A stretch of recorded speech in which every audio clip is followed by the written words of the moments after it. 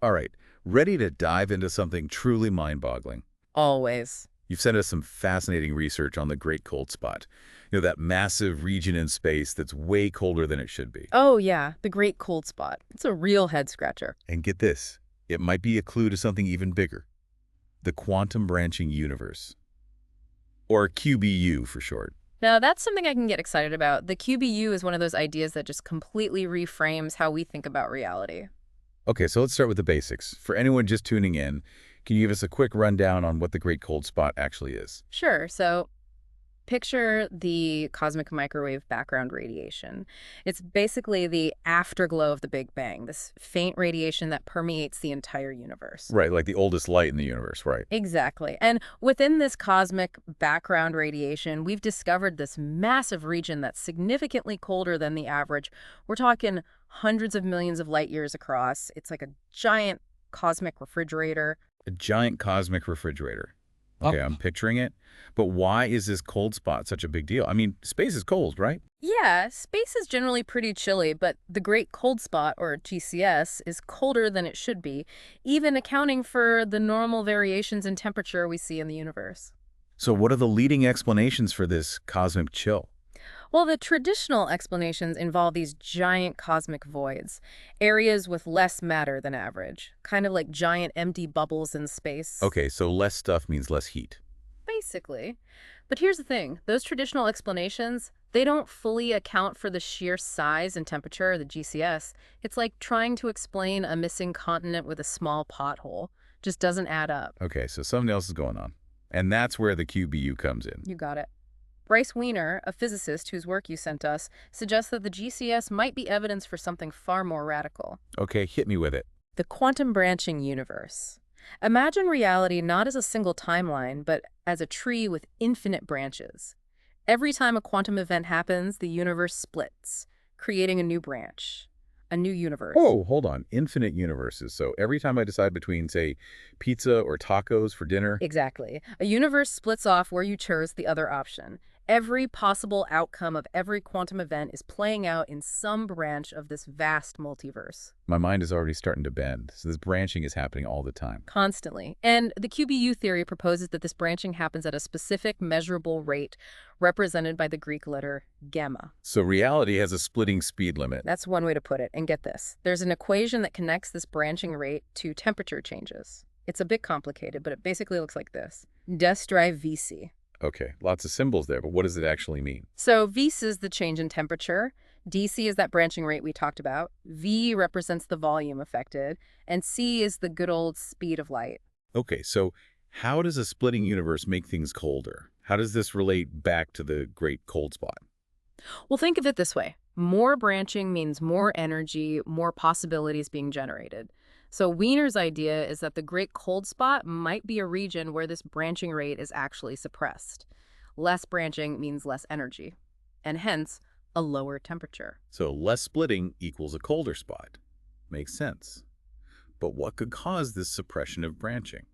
Wiener proposes that the GCS might be located within a massive supervoid. Remember those giant empty bubbles we talked about earlier? Yeah, those cosmic potholes. Right. Well, a supervoid is like a mega pothole, a Yeah. region of space with significantly less matter than average. And for reasons that are still being explored, these supervoids might somehow suppress the branching rate in their vicinity. So the Great Cold Spot might not just be an empty region, it might be an area where reality itself is branching less. It's a mind-blowing possibility, and it gets even wilder when we consider the implications for gravity. Okay, so how does the QBU mess with our understanding of gravity? Well, in the QBU, gravity might not be a fundamental force, but rather an effect of this differential branching rate we've been talking about. Wait, are you saying gravity is just an illusion? Not an illusion, but maybe not what we thought it was. Think about it. Areas with more mass, like galaxies, have a slower branching rate compared to emptier regions. This difference in branching rates creates a kind of pressure towards the slower branching higher mass areas, and we experience that pressure as gravity. So the Earth isn't pulling me down. It's more like reality is splitting less around it, making me fall toward this slower branching zone. You got it. It's a radical shift in how we think about gravity. But the QBU doesn't stop there. It has implications for electromagnetism as well. Okay, now you're really messing with my head. How does a splitting reality explain things like magnets and electricity? It gets a little more complex, but bear with me. In the QBU, electromagnetism emerges from the phase relationships between those branching events. Phase relationships, like are we talking about quantum particles doing the electric slide or something? Something like that. Picture it like a synchronized dance. Particles with different electric charges are basically doing different synchronized moves as reality branches around them. So a positive charge is like a particle doing the tango, while a negative charge is doing the waltz. Hey, that's a pretty good analogy. And these synchronized dances create the forces and interactions we see in the electromagnetic world. So what we perceive as positive or negative charge is essentially a phase offset in these branching patterns. You got it. The QBU is giving us a completely new lens through which to view both gravity and electromagnetism, and that's just scratching the surface. We've gone from a cold spot in the universe to potentially rewriting the laws of physics. I can't wait to see where this rabbit hole leads us next. Me neither. We've got a lot more to unpack. Absolutely. But for now, let's take a quick break and let our listeners absorb all this mind-bending information. Sound good to me. We'll be back soon to delve even deeper into the quantum branching universe. Welcome back to the deep dive. Okay, I think I've had a moment to let my brain reboot. So where do we go from here? We're about to explore the implications of the QBU on some other big cosmic mysteries. You're talking about dark matter and dark energy, right? Those are the ones, these are like the two biggest question marks in our understanding of the universe. You're not wrong. Dark matter and dark energy represent some of the most fundamental mysteries in cosmology. Even after decades of research, we're still grappling with their nature and their role in shaping the universe. Okay, for those who haven't spent their days reading cosmology papers, can you give us a quick refresher on what these enigmatic entities actually are? Sure. Let's start with dark matter. We can't see it directly. It doesn't interact with light the way normal matter does, but we know it's out there because of its gravitational effects. So how do we know it's there if we can't see it? Galaxies rotate way faster than they should based on the visible matter we observe. It's like there's this invisible scaffolding holding them together, providing extra gravity. That's dark matter. Okay, so it's like the cosmic glue we can't see but know must be there. And what about dark energy? That's the stuff that's making the universe expand faster and faster, right? Exactly. It's like a cosmic anti-gravity pushing everything apart. And just like dark matter, we can't directly observe it, but we see its effects on the expansion of the universe. Okay, two invisible forces shaping the universe in ways we don't fully understand. Sounds like job security for cosmologists for centuries to come. You might be right about that, but here's where things get really interesting. The QBU, this reality-splitting idea, actually offers some potential explanations for both dark matter and dark energy. Okay, now I'm all ears. How does the QBU help us make sense of these cosmic mysteries? Let's start with dark matter. Remember how in the QBU, areas with more mass have slower branching rates? Well, instead of some mysterious invisible particle, the QBU suggests that dark matter could be regions where this branching rate is simply different from the average. So these bumps or dips in the branching rate could be creating extra gravitational pull, mimicking the effects of dark matter. You're on the right track. Imagine it like this. These areas of slower branching create a kind of pressure gradient in the multiverse. The universe wants to smooth out those gradients, and that smoothing effect looks a lot like the gravitational pull we attribute to dark matter. So no need to invent a new particle. Dark matter could just be reality, branching differently in certain regions. I like it. And what about dark energy? Does the QBU have something to say about that too? It does. Think back to the gamma value, that splitting speed limit of the universe. Well, dark energy might just be the background effect of this universal branching. It's like the inherent tendency of reality to constantly split is what's driving the accelerated expansion of the universe. So instead of some mysterious repulsive force, it's more like reality is constantly generating new space, more branches in the multiverse, and that's what's causing the universe to expand faster and faster. Exactly. The QBU offers this elegant explanation where dark energy isn't some separate entity, but rather an emergent property of this constant branching process that underpins reality itself. Okay, I have to admit, I'm starting to become a QBU believer. It ties together gravity, electromagnetism, and maybe even dark matter and dark energy, all in one neat package. What else can this theory explain? Buckle up, because this next one is going to take us even deeper down the rabbit hole. We need to talk about the holographic principle. The holographic principle. Oh, yeah, that's the one that says our three-dimensional reality might actually be a projection from some two-dimensional surface, right? You got it. It's like the universe is a giant hologram, and everything we experience, the vastness of space, the complexity of matter, it's all just information encoded on some distant two-dimensional surface. So instead of living in a 3D world, we're actually characters in some kind of cosmic movie projected from a 2D source. Mind officially blown. It's definitely one of those ideas that stretches the limits of our imagination, but here's where it gets even crazier. The QBU might actually be the mechanism by which this holographic information manifests in our universe. Wait, so you're saying the constant branching of reality is like the projector, constantly updating the hologram and creating the illusion of a 3D world? That's the general idea. The constant splitting and merging of branches in the multiverse is constantly generating new information, new possibilities, and that information is what's being projected as our three-dimensional reality. Okay, so if everything we experience is just information on some distant 2D surface, where does that leave consciousness? Are our thoughts, feelings, and experiences also just part of the hologram? Now that's the million-dollar question, and it's one that researchers are actively exploring.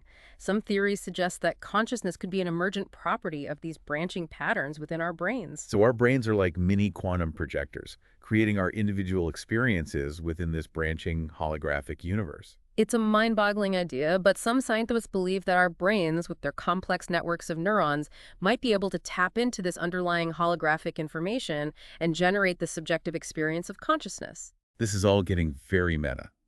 We've gone from a cold spot in the universe to questioning the nature of reality itself. That's the beauty of the QBU. It's a framework that connects the largest scales of the cosmos to the deepest mysteries of the human mind.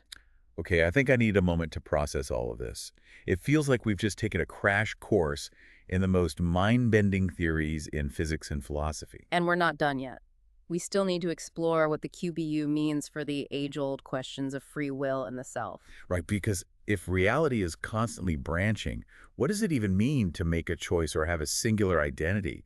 I think we're going to need another deep dive to unravel those mysteries. Absolutely. The QBU has a lot more to teach us. We'll pick up this thread next time. Welcome back to the Deep Dive. We've been on quite a journey, exploring the quantum branching universe and its implications for everything from gravity to dark matter to the very nature of reality itself. And now we're about to tackle some of the biggest philosophical questions of all time, free will and the concept of self. How do these ideas hold up in a universe where reality is constantly splitting into infinite possibilities? Right, because it's easy to think, well, if every possible choice is being made in some parallel universe, does that mean my choices don't really matter?